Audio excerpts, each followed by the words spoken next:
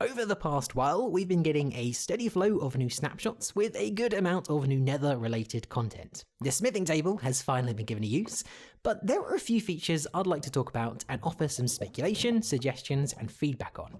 Like the smithing table, was this the right way to go about it, or could we have done a bit more with it? Subscribe if you like what you see. I'm as always Simply Sark, and let's put some answers to those questions. Okay, so let's start with something that I am weirdly excited about. So as of snapshot 20 week 10a, we can now make invisible item frames. So this is actually currently only a creative feature, but they've actually added a tag, the invisible tag, to the item frames, which basically makes the frame itself not render, it goes invisible, but the item inside remains visible. I thought this was how item frames were always going to work, and I really like that they've added this. But of course, like I mentioned, this is currently only a creative feature, but I think this would be really cool to see in survival. I was trying to think of some cool ways on how you could actually implement this into the survival game that makes sense. So the first problem I thought of with invisible item frames in survival is that if you have too many of them, you'll probably start losing them, and because they're invisible, you'll never find them again. So I think the number one thing you need to do is, if an item frame doesn't actually have an item inside it, it shouldn't be entirely invisible. Maybe it could be like translucent or something, so you can still see where it is, and maybe only when you actually put something inside of the item frame, that's when it goes truly invisible. Then there's the question of, how do you actually get an invisible item frame? I think there are two obvious ways you could go about it. They're a little bit similar, but a little bit different. The first is maybe you could just throw a splash potion of invisibility onto an item frame, and that will just turn it invisible. That's one way to go about it. It's a little bit messy, but maybe that could work. Alternatively, what we could do is maybe we could take an item frame, combine it with a splash potion of invisibility in a crafting table, and this would create a new type of item frame that renders invisible.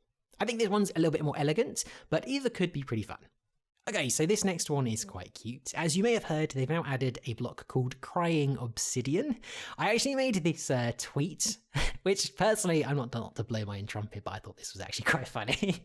But they've actually added Crying Obsidian. Now, if you aren't super familiar with the game's history, Crying Obsidian is actually a really old block that was supposed to be added like way back in the beginning, but it just never really got into the game. But this is now part of the game, and it's actually just quite a nice little throwback to add this really old bit of Minecraft trivia like back into the game. But as of like literally right now, as I look at my imaginary watch, this block actually doesn't do anything at all. It's just a very pretty little block. Now, the theory and kind of what's being hinted at is that this is going to do something, and what people think is that it's going to be somehow involved in setting your spawn in the nether, because of course we can't set our spawn in the nether at the moment. I mean, you can try with a bed, but it might be the last thing you do. Now, I actually think this is a really cool thing, and I'd be totally happy if that's sort of related to what it's going to do, but I thought of a kind of an extra idea that I think would be really handy and useful as well. Okay, so close your eyes and imagine this. Crying Obsidian nether portals. Now, this would work pretty much identical to the old default Obsidian portal. There's just one key difference. The two types of portals do not interact. There's no overlap. So a crying portal cannot travel to a default portal, and a default portal cannot travel to the crying portal. This would basically mean that you could place a regular portal and a crying portal right next to each other, but they could go to completely different locations. It would kind of interact sort of like how slime blocks and honey blocks work. They kind of do very similar things, but they can coexist side by side. I think this would be really handy for, getting around the place. Right, so let's actually talk about that smithing table. Now, what's been added is now you can actually upgrade your diamond gear to netherite gear via the smithing table. And as an added bonus, it actually now keeps the enchantments that were on the diamond gear and it transfers them over to the netherite gear. Now, this by itself is actually quite an interesting idea. I think the problem with it at the moment is it's very bare bones and niche, and at the moment it seems a little bit incomplete. Now, I think there's a decent-ish idea in there, but I think it needs improving and refining just a little bit until we get there. So I've been listening to the community's feedback on this change. I put my ear to the grapevine grapevine, see what people are saying. And I actually think there is kind of a better way to go about this. So netherite is kind of being like marketed as like this upgrade to diamond, not as a replacement. It's kind of like a progression of diamond. So this got me thinking that the smithing table could actually do something a little bit different. So I saw this suggestion over on Twitter by Cub, and I also saw this Trident redesign from Reddit user Across, which I thought was really cool. And this got me thinking, what if the smithing table, instead of what it's doing right now, what if it worked kind of like a skin applier, where you could apply a aesthetic skin to items and blocks without necessarily changing their actual attributes? Maybe the new netherite tier isn't even a tier. Maybe it is just diamond with this cool new nether aesthetic placed on top of it. I think people might be a little bit upset if they reverted that cool change, but the idea is definitely there. I think this would open a lot of opportunities for some really cool customizability. Like, people have been asking for like emerald pickaxes, but that doesn't really make sense. But maybe you could just add this new aesthetic skin where you could place a couple emeralds on there, and then you kind of get the same thing.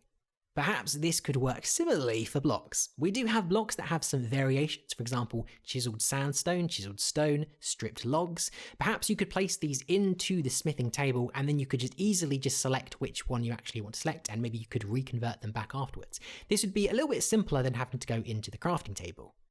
Now, when they announced the target block, I personally wasn't super sure about it, whether it was actually needed in the game, because, we already had a wooden pressure plate, a wooden button with these accepted arrows, and they give off a redstone pulse. And I think this was initially a community suggestion, and, I just didn't know if it actually fitted into the game. But now that it's actually here, I've changed my mind. I think this block is actually really, really cool. I think what really makes it stand out is the fact that it accepts pixel perfect accuracy. I don't know how to describe it other than that, but I think it's really cool that you actually have to be able to hit like a bullseye to give a full signal strength, and it varies depending on where you've hit the block. I think that's really, really cool. And actually, this got me thinking that you could add a couple variations of this for some even more interesting mechanics.